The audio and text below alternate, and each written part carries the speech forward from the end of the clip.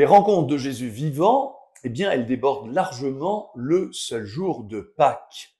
C'est vraiment un foisonnement, on pourrait dire une explosion, qui touche non seulement les apôtres, mais aussi les saintes femmes et de nombreux autres disciples. Les 4 évangiles donnent environ 11 récits.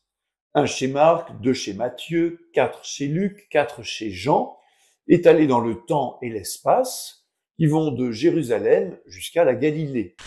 Luc précise dans le livre des Actes des Apôtres que Jésus vivant s'est fait voir d'eux pendant 40 jours.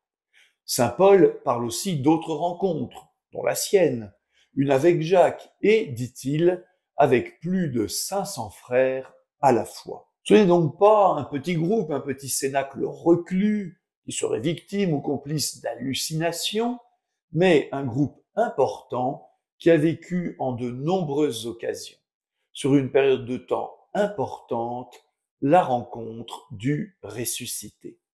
Autrement dit, c'est la première Église qui a vécu cette expérience bouleversante. Alors, chaque récit va tenter de donner un aspect du mystère de cette rencontre avec celui qui vit désormais auprès de Dieu.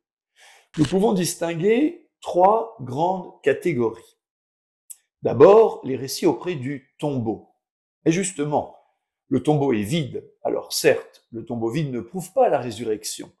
On aurait pu avoir enlevé le corps. Les autorités romaines, juives, l'ont cherché le cadavre de Jésus sans résultat. Mais ce corps absent, ce tombeau vide, invite à chercher ailleurs, du côté de la vie et non de la mort, et prépare une révélation transmise par les anges. Alors justement, les récits d'apparition angélique. Au tombeau, les femmes reçoivent un message d'un ange annonçant Jésus vivant.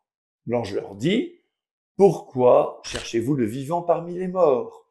Il n'est pas ici, il est ressuscité. » Au fond, nul ne peut accéder au sens de la résurrection sans révélation divine. Mais c'est pourquoi, au début, les disciples, qui n'ont pas reçu cette révélation, refuseront de croire ces femmes et ils disent « cela leur semblait du délire ». Enfin, les apparitions aux disciples.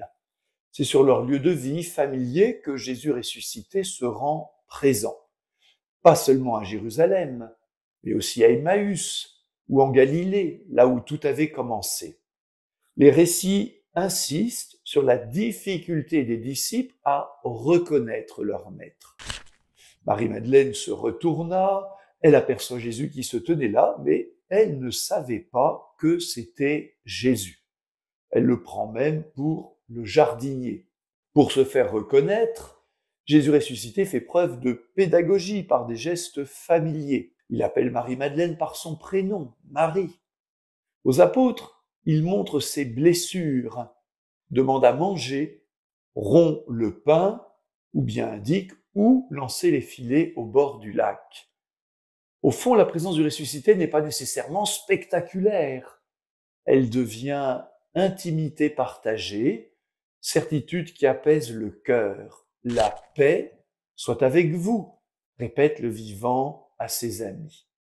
Alors la semaine prochaine, nous verrons comment ces récits de rencontres du ressuscité sont aussi des enseignements, des catéchèses pour nous aujourd'hui. À la semaine prochaine.